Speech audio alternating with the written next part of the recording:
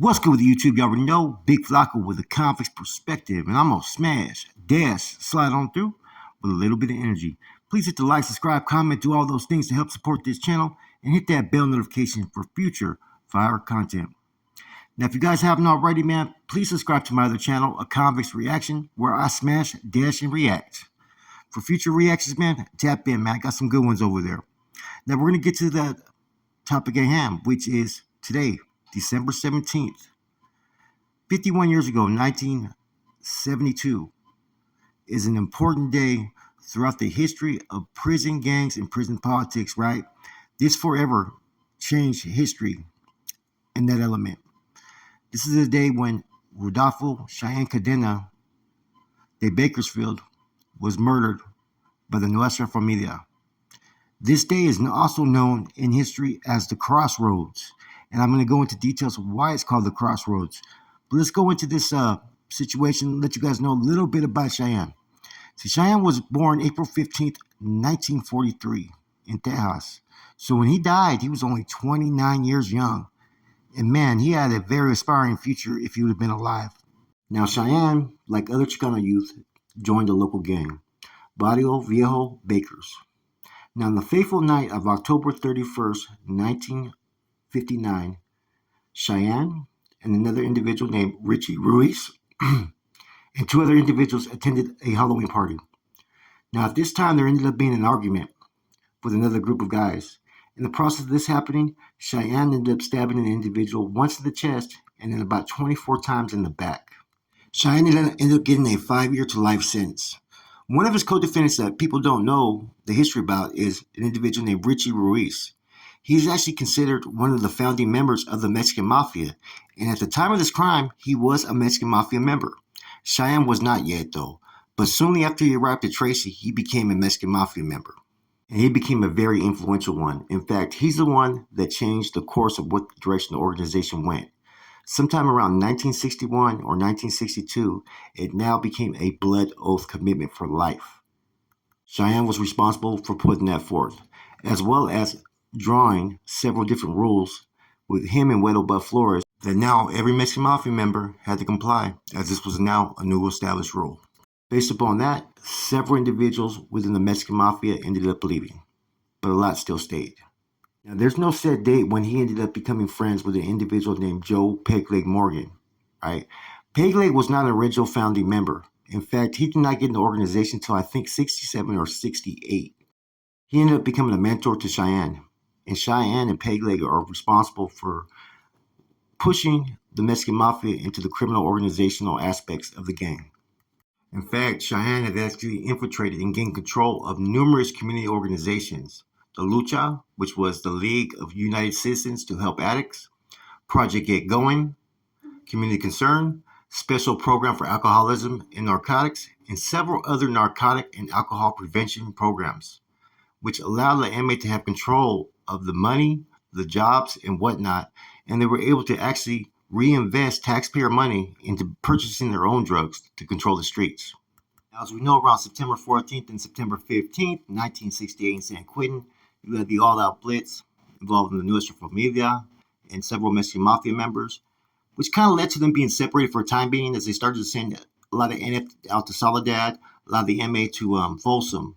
Now, from 69 to 71, there was somewhat peace. They were able to coexist on these yards without really too many incidents, right? But eventually around late 71, early 72, you started to see scuffles. You started to have individuals that were killed that were NF members at several locations. Okay, you had Diamond, Bozo, you had Flaco from Artesia.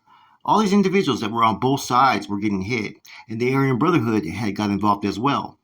Now, prior to this in 1970, Cheyenne and known Black Panther founder George Jackson agreed to a truce amongst the Mexican Mafia and black inmates. See, Cheyenne started going down a course of radical change in the system. He wanted to bring forth for all inmates, all convicts. So he spoke out against, the system, basically. They were deprived of a lot of rights, and him and George Jackson had very like-minded ideas, and they were able to coexist and push those ideas and try to bring change within the system. So he basically became a revolutionary in his ideals. And he was one of the leaders that was doing this. And he didn't care if you were from up north, down south, black, Mexican, white. It didn't matter. He was trying to bring forth change. And him and George Jackson had several communications regarding this. By 1971, George Jackson was murdered in San Quentin, as we know. And he became the lone person that was pushing these beliefs as far as a leader, which kind of brought a lot of question marks within the gang because it wasn't no secret. Cheyenne wanted to unite all Mexicans under one gang. At that time, several NF members were in, Chino prison, and so he had administration agreed to transfer him there to have a sit down with Death Row Joe. Many Mexican Mafia members, including Joe Morgan, who was one of his closest friends, started to question the route he was going. A lot of people didn't look at the Nuestra Familia as equals. They looked at them as a bunch of lame farmers, to be exact. But Cheyenne pretty much gave his word that there would be no further attacks on the NF at that time. As I stated, in 1971, there was a little bit of peace, right? But it started to uprise again sometime in 1972. Around September 16th, 1972, the 4-year anniversary of the war, Fast Eddie Valdez had actually reached out to Cheyenne Cadena, talking about peace. So it was established at that time, since at that time I think it was Lips had just fell off, right? You actually had the next in line to actually speak on behalf of the NF was Frank Joker Mendoza. But I believe Jethro Joe was also supposed to come down there and speak as well, right? So Shai was doing his part. He really wanted to stop the bloodshed. He wanted to unite all the Raza in the system, and he also wanted to have relationships with other groups that had like-minded goals. As we already know, once George Jackson was killed, Cheyenne was the lone spokesperson as far as in the radical change within the system. Now, around November 16th, Cheyenne actually sent a letter out to several key members urging, right, for there to be peace. So he reached out actually to someone named Isabella, right, Montoya, a.k.a. Donna James, who felt that the NFMA war was hurting the Chicano movement. Now, Cheyenne actually proposed that there be an inmate governing body consisting of 12 reps for both MA and NF factions, with 1 rep at major CDC institutions to lead the road to liberation. Galote, right, another MA member, as well as even Peg Leg Morgan, they were urging that the NF members still to be hit. Some say that Joe Morgan actually gave Manuel Joker Rodriguez permission, right, to move on the Aranda brothers, right? Some say that Sleepy actually enforced that order as well. But whoever it was, right, they ended up hitting the Aranda brothers on December 15th, 1972. That was Santos and Ernie from Maravilla. One they used to call Pangas, which was NF. The other one wasn't an NF member, though, but he was still going to defend his brother. And a couple of days before that, on December 12th, right, of 1972, you also had another NF member named Mike Nolan that was killed. So within just 3 days, you had 1 killed and 2 hit. So on Cheyenne's fateful day, you had the officers ask him, do you want to go to yard? Are you coming out? And he did tell the correctional officers, a man's got to do what a man's got to do. And he did come out. When he came out, he was immediately rushed by several NF members. The main 2 that rushed him at first were Joker Mendoza and Juan Manzana Colon. They proceeded to stab him several times and beat him with a pipe and all kinds of stuff. I think they stabbed him a total of 50 times. So Cheyenne was asked by the guards on December 17th, 1972, at 1:05 hours, are you going to come out to yard?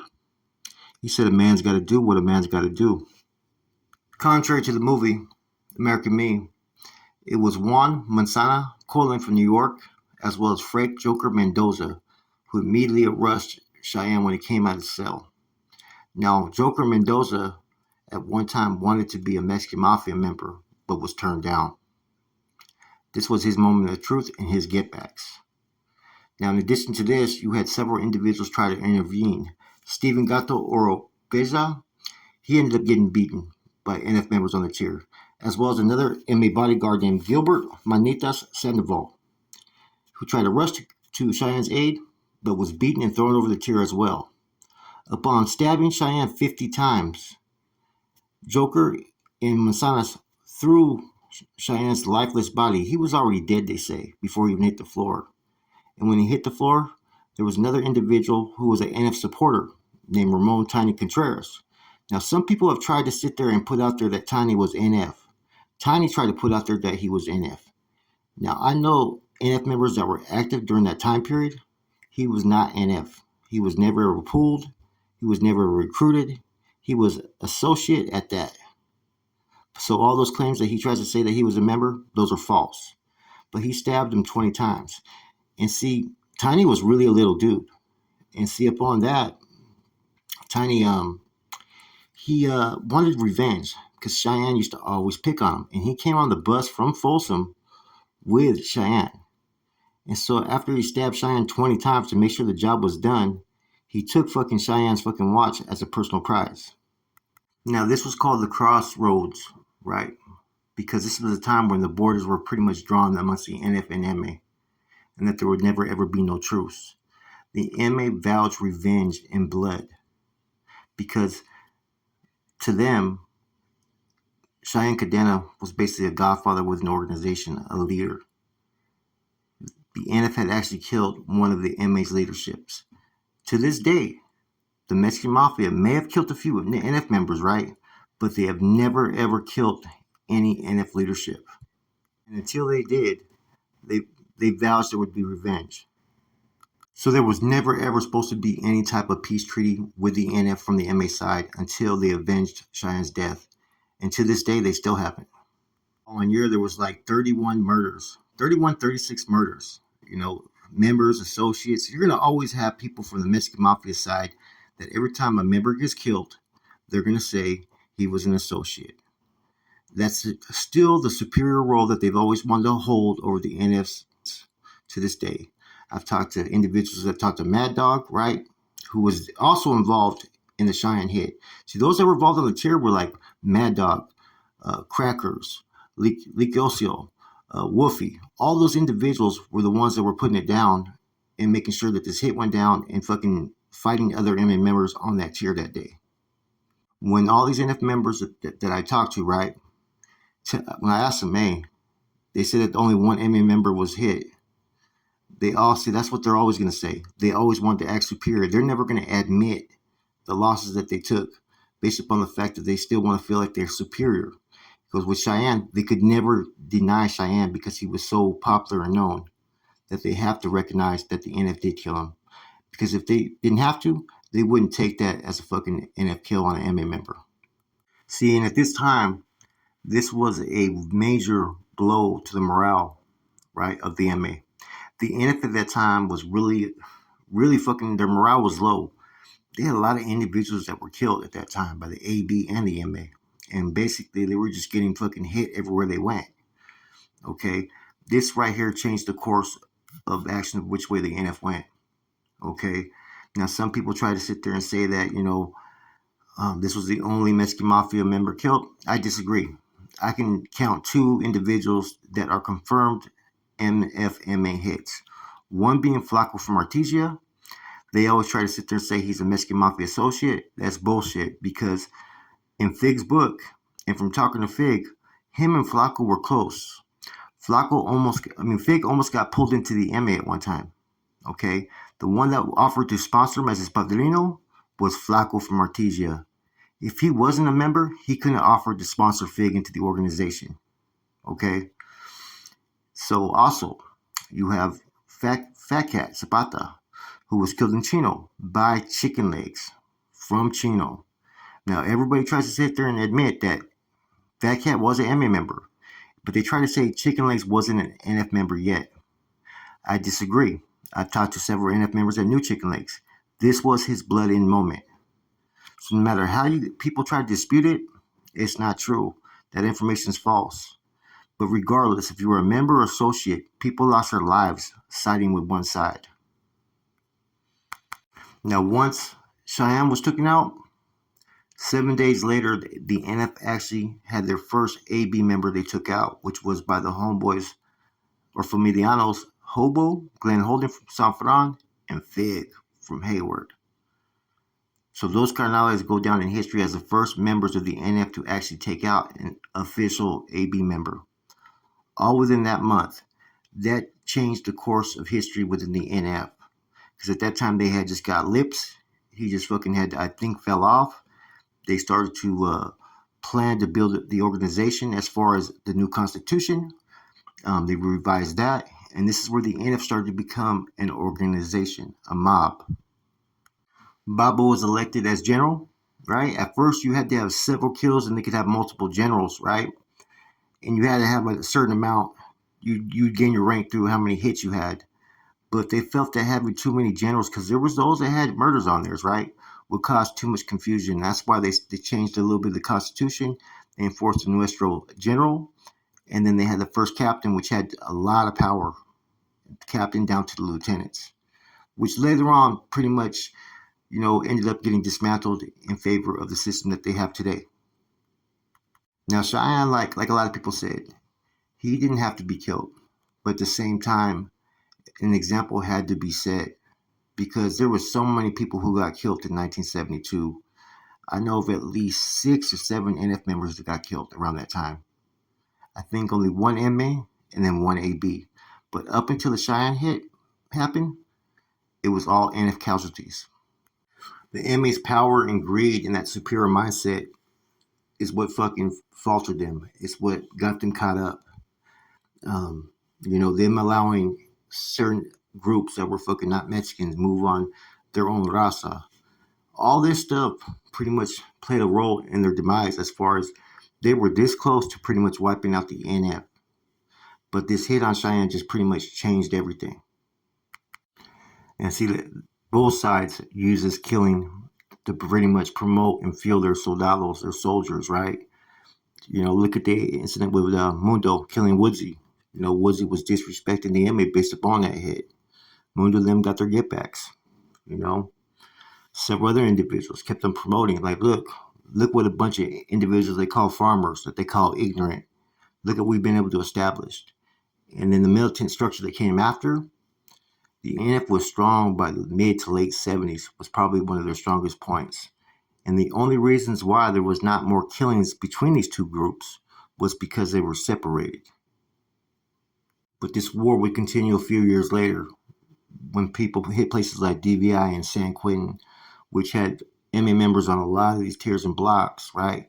What happened is the MA started having the Sureños pretty much do their bidding. The SUR, Southern United Raza, the Southern government.